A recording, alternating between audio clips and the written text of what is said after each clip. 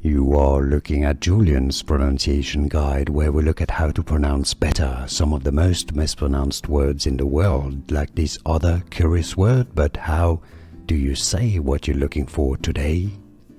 We are looking at how to pronounce the name of the capital city of Andorra between France and Spain in the Pyrenees Mountains. We'll be looking at how to say more interesting names from geography that many mispronounce. This is a name from Catalan language. In Catalan it is said as Andorra La Vella, Andorra La Vella.